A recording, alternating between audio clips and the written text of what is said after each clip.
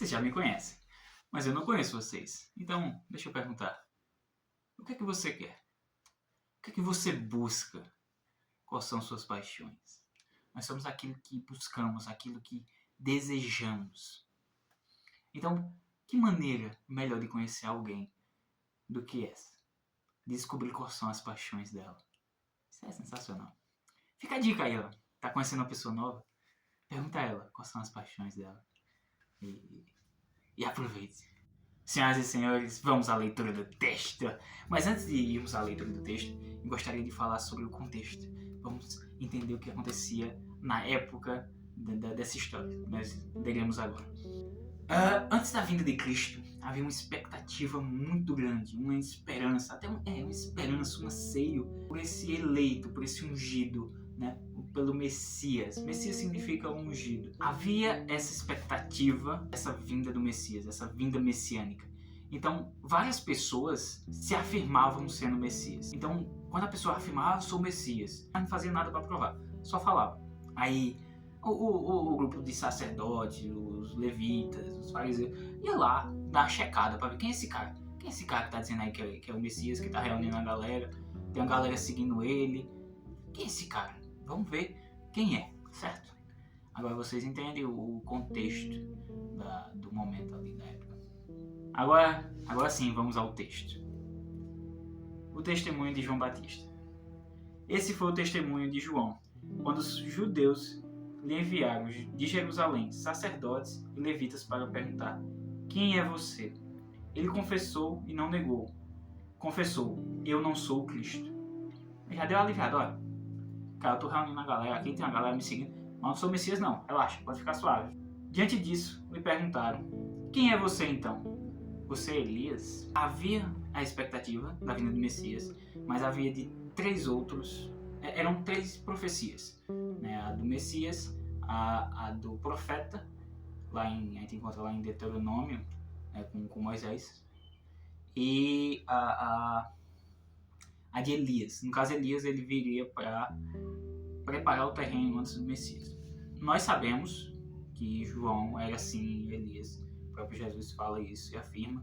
A própria Bíblia fala que ele veio com o espírito de Elias, ele não o Elias exatamente, mas ele veio com o espírito de Elias, né, para preparar o terreno, o caminho para Cristo. Beleza? Então perguntaram: você é o profeta? Ele respondeu: não sou. Disseram-lhe então: diga quem é você, para que podemos dar resposta àqueles que nos enviaram. O que é que você diz a respeito de si mesmo? Então ele respondeu: eu sou a voz que clama no deserto, endireitem o caminho do Senhor, como disse o profeta Isaías. Resumindo aqui, ele disse: eu não sou nada, não sou ninguém importante, eu sou só uma voz. Eu só estou aqui falando para as pessoas seguirem o caminho do Senhor. Somente, eu só estou endireitando as pessoas, eu estou apontando para onde elas têm que ir. Essa é a minha função, é apontar para onde as pessoas têm que ir. Foi isso que ele disse. Ora, os que haviam sido enviados eram do grupo dos fariseus. Eu não sei o que isso significa. Eu vi algumas explicações, mas nenhuma me satisfez acerca disso aqui. Quem estava na época entendeu, a gente não vai entender não. E perguntaram a João: então, por que você batiza se não é o Cristo, nem Elias, nem o profeta? O batismo, a importância do batismo nessa época é o seguinte: você tinha uma pessoa, tinha aqui o povo de Deus, né, o povo de Israel, então os judeus normalmente, né, da tribo de Judá, pá, tinha aqui a galera. Aí tinha um gentil, uma pessoa que não fazia parte desse povo. Para ele ingressar nesse povo, né, ele passava por um ritual de batismo e havia essa purificação. O batismo ele vem com uma ideia de purificar, de limpar literalmente a pessoa. Ele vê o que ele respondeu. João respondeu: eu batizo com água, mas no meio de vocês há alguém que vocês não conhecem. Ele veio depois de mim, mas não sou digno de desamarrar a correia das suas sandálias. Essas coisas aconteceram em Betânia, do outro lado do Rio Jordão, onde João estava batizando. Olha só, ele afirmou: eu batizo com água. Isso aqui que eu faço é só água, água. Eu estou limpando a carne, estou limpando por fora. Isso aqui é só um símbolo. Agora no meio de vocês há alguém que eu não sou digno de desamarrar a correia das sandálias. Olha só, quem fazia essa função de desamarrar a correia das sandálias era um servo, um escravo. Ele está dizendo que não é digno desse cara que vem depois dele de ser servo dele. Veja a humildade do cara. Eu não sou digno de ser servo dele. Ele nem sabia quem era a essa altura do campeonato. Vamos no dia seguinte. No dia seguinte, João estava outra vez na companhia de 2 dos seus discípulos. E vendo Jesus passar, disse: Eis o Cordeiro de Deus. Veja só, ele tem os discípulos dele e aponta: olha, aquele lá. Vocês são meus discípulos, mas você tem que ser discípulo dele. É aquele ali, é aquele lá, cara. Esqueça de mim, vá até ele. Ele é o que importa. Os 2 discípulos, ouvindo dizer isso, seguiram Jesus. Seguiram no sentido de seguir mesmo. Foram carne e osso, né? Ah, agora sou seguidor de Cristo. Não, é seguidor mesmo. Saiu acompanhando a pé. Jesus na frente e os 2 atrás. E Jesus voltando-se, vendo-o e vendo que o seguiam, disse-lhes: O que vocês estão procurando? O que você está procurando com Cristo? Veja que pergunta sensacional. Aquela coisa, você procura, você é sua busca, você é sua paixão. Então há muito de se entender aqui. Você consegue entender uma pessoa, você consegue compreender melhor uma pessoa através daquilo que ela quer. Então Jesus pergunta a eles, em vez de perguntar quem são vocês, ele pergunta: o que vocês buscam? E fica a pergunta: o que a gente busca com Cristo? É um relacionamento estável na família? É uma cura? É uma estabilidade, sei lá, emocional, financeira, paz? É o que você busca com Cristo? Vamos ver a resposta deles. Eles disseram: Rabi, onde é que o Senhor mora? Pra que eu quero saber onde alguém mora, se não for para ir até ele? A resposta deles é simples. O que eles queriam com Cristo? Eles queriam Cristo. Eles não queriam mais nada além disso, eles queriam Ele. A busca deles com Cristo era Cristo. Há muito a aprender aqui. A coisa mais importante que você pode buscar com Cristo é o próprio Cristo. Que sua paixão seja Cristo. E assim você será como Ele. Jesus respondeu: venham ver. Venham ver. Veja só, esse é um convite de experimentar. Fez sentido. É só experimentando que você realmente conhece, que você tem certeza. Eles foram, viram onde Jesus estava morando e ficaram com ele aquele dia. Eram mais ou menos 4 horas da tarde.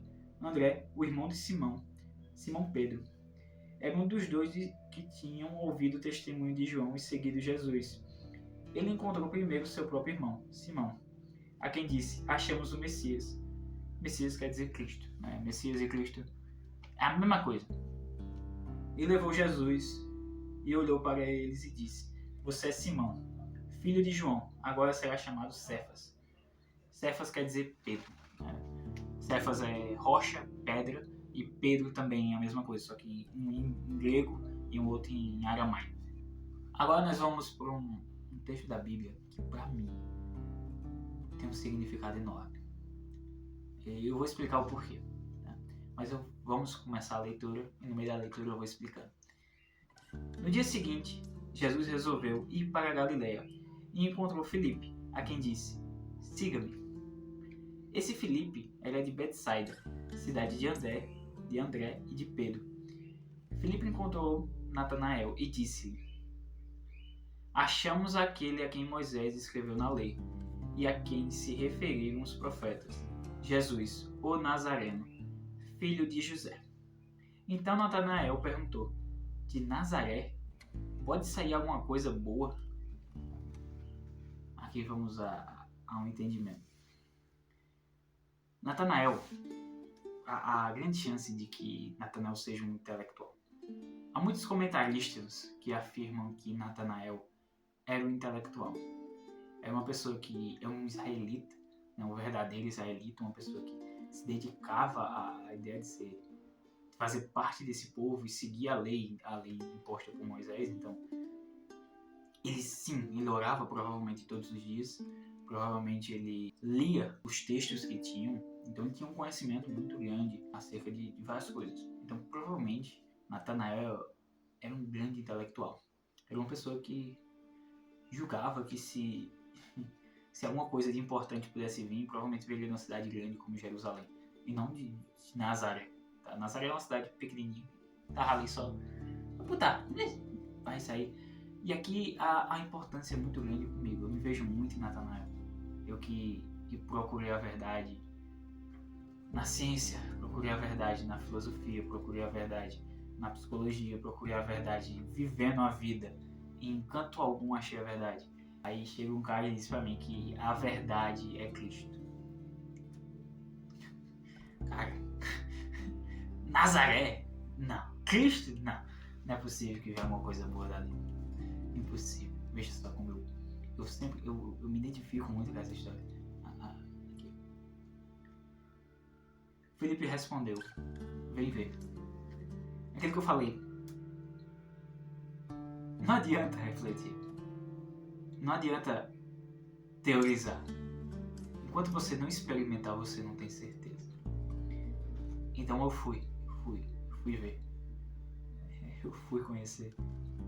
E aqui, pra mim, quem me fez o convite não foi um amigo, ninguém, eu diria que foi o próprio Espírito Santo que me convidou aí conhecer, a ver, ter esse experimento. Jesus viu Natanael se aproximar e disse a respeito dele: eis um verdadeiro israelita, aqui não existe fingimento algum. Aquele negócio que eu falei, Natanael provavelmente era um verdadeiro israelita, era um cara dedicado a ser parte de Israel, a ser parte desse povo, era um povo que Israel é o povo de Deus. Natanael perguntou a Jesus: de onde o Senhor me conhece? Jesus respondeu: antes de Filipe chamá-lo, eu já tinha visto você debaixo da figueira. Então Natanael exclamou: mestre, o Senhor é filho de Deus, o Senhor é rei de Israel. Que ponto. Não temos certeza do que acontecia debaixo da figueira, mas existe uma teoria que se encaixa muito. Provavelmente Natanael estava debaixo de uma figueira em oração e deve ter questionado em algum momento se Deus via ele e ouvia o sofrimento do povo, alguma coisa relacionada ao ver. Então quando Cristo chega a ele e diz: eu vi você debaixo da figueira, há uma resposta à oração de Natanael. Eu vinha nessa mesma linha, em orações, em questionamento, sempre em orações, eu vinha lendo um texto da Bíblia, ali um salmo, e sempre me questionava: será que ele está me ouvindo? Será que realmente ele está me ouvindo? E no dia que eu fui para a igreja que eu faço parte hoje, naquele dia eu tive a resposta. Eu tive exatamente essa resposta. A resposta de que ele estava me ouvindo. Não era loucura minha, ele me ouvia. Foi essa a resposta que eu tive. E nesse momento eu tive certeza, igual o Natanael teve aqui, ele fala: mestre, o Senhor é filho de Deus, o Senhor é rei de Israel. Ele afirma, e nesse momento eu afirmei também, eu tinha certeza, não só que ele me ouvia, mas que ali era o meu lugar. E naquele dia eu perguntei ao pastor se ele me recomendava ler alguma coisa. Ele me recomendou o Evangelho de João. Esse aqui é o primeiro capítulo, já estamos no terceiro vídeo, mas esse aqui ainda é o primeiro capítulo. Então no primeiro dia eu li isso aqui, e eu tive o que pra mim é uma resposta. Pra mim, tá? Pra mim. Ao ler de noite aqui em casa, sozinho, na minha cama, eu me deparo com essa seguinte frase, com essa continuação. Ao que Jesus lhe respondeu: você crê porque eu disse que tinha visto você debaixo da figueira? Pois você verá coisas maiores do que estas. E acrescentou: em verdade lhe digo, que você verá o céu aberto e os anjos de Deus subindo e descendo sobre o Filho do Homem. Para mim isso era uma promessa. Para mim, eu não tinha dúvida que era uma promessa.